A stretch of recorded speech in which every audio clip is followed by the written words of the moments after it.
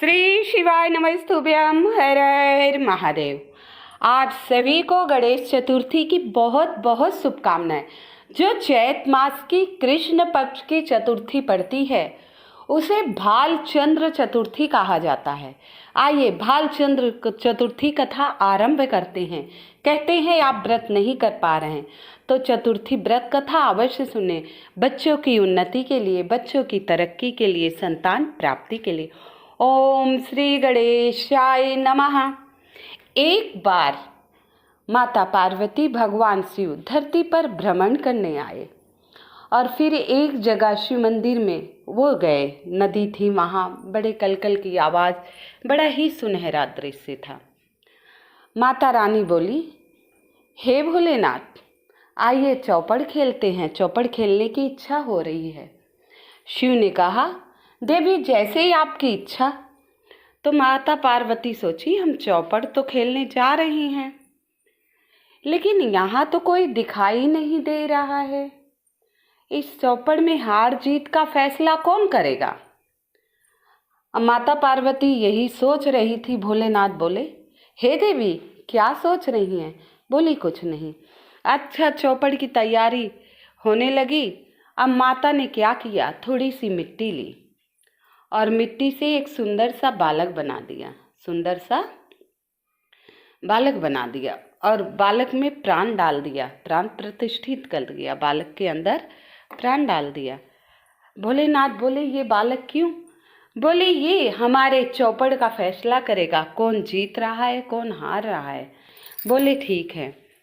इस प्रकार खेल आरंभ हो गया। माता पार्वती भोलेनाथ को कई बार चौपड़ में हरा चुकी थी। अब बालक सही निर्णय ले रहा था। काफ़ी देर बीत गया, सुबह से शाम हो गया। अब बालक एक बार गलत निर्णय ले लिया। बोला, माता आप हार गई। अब माता को क्रोध आ गया क्योंकि माँ तो जीत रही थी, माता ने हारी नहीं थी। अब माता को बड़ा क्रोध आ गया। बोला, तू प्रभु के पक्ष में फैसला गलत ले लिया तूने। तो वो बालक बोला, नहीं माते, मुझसे गलती हो गई माँ, बार बार। लेकिन माता का क्रोध काबू नहीं आ रहा था। माता ने श्राप दे दिया। बोला, जा तू लंगड़ा हो जाएगा। अब माता के श्राप से बालक बहुत परेशान हुआ। माता के श्री चरणों में बार बार, हे माते मुझे क्षमा कर दो, मैंने जानबूझकर ये नहीं किया है, हे माँ मुझे क्षमा कर दो। ऐसी बार बार करुण विनती करने पर माता को दया आ गई। माता को दया आ गई।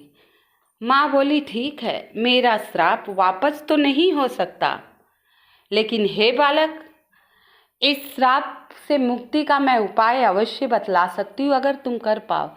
तो वह माता के श्री चरणों में बोला, हे मैया, हे जगत जननी, हे आदिशक्ति माँ, मैं इस श्राप मुक्ति के लिए हर एक उपाय कर सकता, आप कृपया बताइए। माँ उसकी प्रार्थना पे कहा, तुझे संकटी का व्रत करना पड़ेगा चतुर्थी का। तो बालक ने कहा, हे माँ इसके विधि। बोली, कुछ समय बाद कुछ अप्सराएं आएंगी उस व्रत के दिन और उनसे तू विधि पूछकर उस व्रत को श्रद्धा भक्ति से करना, उसी से तेरे श्राप का उद्धार होगा और तू फिर स्वस्थ हो जाएगा पुनः। बालक ने माता पार्वती और शिव बाबा के चरणों में सत सत प्रणाम किया। अब माता पार्वती शिव जी पुनः कैलाश वापस चले गए। अब ये बालक वही शिव भक्ति करता रहा, मंदिर में रहा, मंदिर की साफ सफाई करता, पूजा पाठ करता। अब समय का इंतजार करने लगा कि कब वो कन्याएं आएंगी और मुझे इस मुक्ति का उपाय बताएंगी, मैं पुनः स्वस्थ हो जाऊंगा। वहीं बैठकर निरंतर नमः शिवाय ओम, नमः शिवाय ओम, नमः शिवाय ओम, नमः शिवाय ओम, नमः शिवाय ओम, नमः शिवाय ओम जाप करता रहा। ऐसे कुछ समय बीत गए। अब बालक बड़ा दुखी था क्योंकि पैरों में दर्द था, चल पा नहीं रहा था माता के श्राप के कारण। प्रतिदिन माता और भोलेनाथ से विनती करता, हे प्रभु उन कन्याओं को भेजो, हे नाथों के नाथ भोलेनाथ, हे आदिशक्ति माता पार्वती, मुझ पर कृपा करो। प्रभु की ऐसी कृपा बरसी कि उस वीरान जंगल में जंगल हरा भरा था। आसपास नदियों की कलकल की आवाज़ थी, चिड़ियों की चहक थी। ये सब उस बालक को अच्छा थोड़ी लग रहा था, क्योंकि वो शारीरिक तौर पर बहुत कष्ट में था। कहते हैं चतुर्थी तिथि श्रद्धा और भक्ति से इसका व्रत किया जाए तो भगवान हर संकट को दूर करते हैं। तो कुछ समय बाद वो कन्याएं आई मंदिर में पूजन करने। अब उन कन्याओं ने इस बालक को मंदिर में देखा कि ये तो पीड़ा से कहार रहा है, इसके पैरों में बड़ा दर्द है। उन्होंने बालक से पूछा, हे बालक, इतना भारी कष्ट कैसे है तुझे? तू तो शिव भक्त लग रहा है, शिव मंदिर की साफ सफाई पूजा पाठ करता है। हम इसे प्रतिदिन ऊपर से देखते रहते हैं। और इस वीरान जंगल में कैसे आ गए? यहाँ तो हम अप्सराएं ही आती हैं पूजा पाठ के लिए, ये प्रभु का स्थान है, और तुम ऐसे जंगल में कैसे आ गए? तब उस बालक ने कहा, मैं इस वीरान जंगल, ये अद्भुत शिव मंदिर में माता पार्वती और शिव इच्छा से ही आया हूँ। यहाँ चौपड़ खेलने आए थे प्रभु और माँ, और मुझे निर्णायक बनाए थे।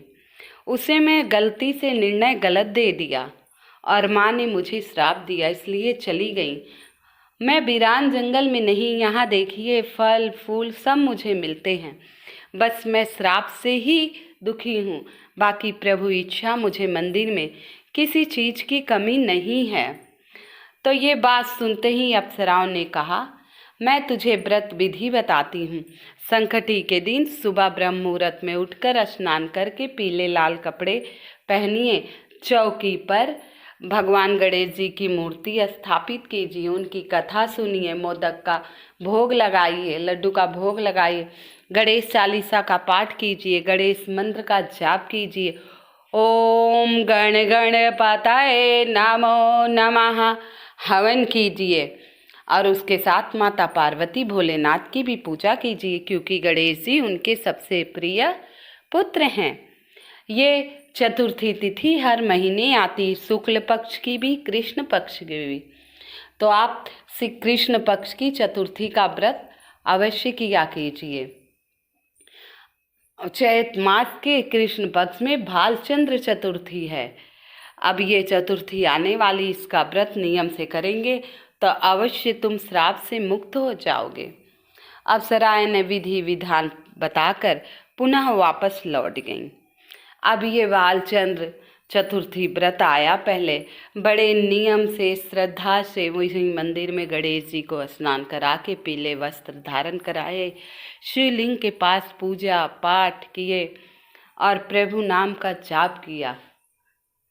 इस प्रकार जब वो व्रत पूरी रात जागरण करके ओम श्री गणेशाय नमः, ओम भालचंद्राय नमः, ओम श्री गणेशाय नमः, ओम श्री गणेशाय नमः मंत्र का जाप किया और वह स्वस्थ हो गया। एक गणेश जी प्रकट हुए, बोले, हे पुत्र, तूने बड़ी श्रद्धा से चतुर्थी का व्रत किया, मैं तुझसे प्रसन्न हूँ। तो वो बोले, आप प्रसन्न हैं तो मुझे स्वस्थ कर दीजिए। बोले, आपको आराम तो पहले ही हो गया। मंत्र बोले, हाँ। बोले, मांगो, क्या वरदान मांगते? बोले, मुझे शिवलोक जाना है। तो गणेश जी बोले, तथास्तु। उस बालक को शिवलोक पहुंचा दिए। वहां देखा पहुंच के तो अकेले वहां भगवान शिव ही विराजमान है, माता पार्वती तो थी नहीं। अब वो माता पार्वती को ना देखकर बड़ा विचलित हो गया। बोला, हे महादेव, हे देवों के देव महादेव, आपके श्री चरणों में मैं बार बार प्रणाम करता हूँ। हे नाथों के नाथ भोलेनाथ, मेरी विनती स्वीकार कीजिए, मेरे प्रणाम का उत्तर दीजिए। प्रभु ने उसे आशीर्वाद दिया। फिर उसने प्रभु से पूछा, हे नाथ, मुझे माता दिखाई नहीं दे रही हैं, मैं माता के दर्शन करना चाहता हूँ। तो शिव ने कहा, हे पुत्र, तुम कौन हो और यहाँ क्यों आए हो?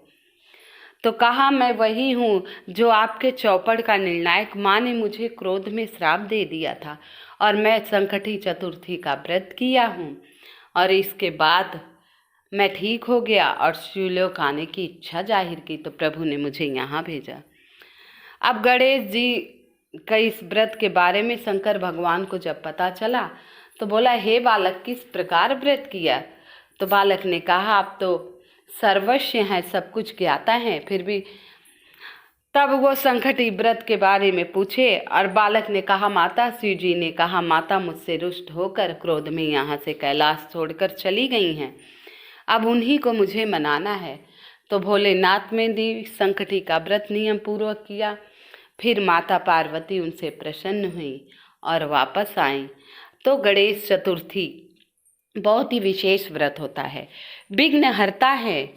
एक दंताय, देखो इनकी गायत्री मंत्र है, एक दंताय विद्महे लंबोदराय धीमहि तन्नो तन्नो गौरी पुत्र नमः। तो आप गणेश जी की पूजा अवश्य किया कीजिए। ओम गौरी पुत्राय नमः, ओम लंबोदराय नमः, ओम शिवपुत्राय नमः, ओम एक दंताय नमः, ओम, ऐसे जाप किया कीजिए। कहते हैं चतुर्थी का व्रत बच्चों की उन्नति, तरक्की, लंबी आयु के लिए होता है। गणेश जी विघ्नहर्ता हैं। अगर बच्चों की आप तरक्की चाहते हैं तो गणेश जी की पूजा जरूर किया कीजिए। गणेश जी की आरती प्रतिदिन किया कीजिए। खास तौर पे जिनके पुत्र हैं वो माताएं अवश्य किया कीजिए अपने पुत्र की लंबी आयु उन्नति के लिए। अगर आप लोग व्रत नहीं कर पाते हैं, कथा अवश्य सुनना चाहिए। कथा सुनने मात्र से गणेश जी अत्यंत प्रसन्न होते हैं और धन धान्य से हमारा घर भर देते हैं। हमारे बच्चों में उन्नति, तरक्की का जज्बा होता है, अच्छे सच रास्ते पे चलते हैं, भटकते नहीं हैं। तो ये छोटे छोटे उपाय आप सभी को अवश्य करना है। आशा करती हूँ आप सभी को कथा पसंद आ रही हो, तो कृपया मेरे वीडियो को लाइक एवं सब्सक्राइब अवश्य कर दीजिएगा। कमेंट में गणेश जी का नाम लिखना है। ओम श्री गणेशाय नमः, गण गणपताय नमः, गौरी पुत्राय नमः, लंबोदराय नमः, एक दंताय नमः, विघ्नहर्ताय नमः, सब सुख करताय नमः। ओम श्री गणेशाय नमः।